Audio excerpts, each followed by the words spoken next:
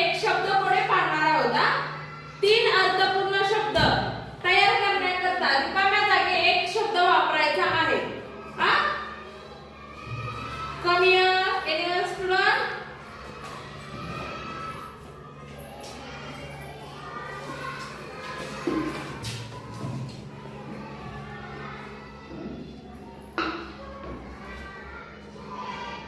Run. बरोबर आहे का रे? Anyone students?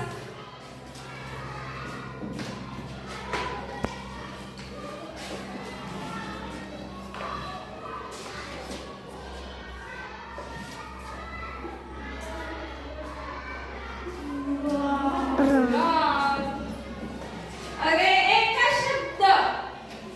शब्द टाकायचा आहे जेणेकरून एक शब्द टाकला की 3 अर्थपूर्ण शब्द तयार होतील. तसा एक शब्द तुम्ही टाकायचा आहे. कुठला टाकायचा आहे?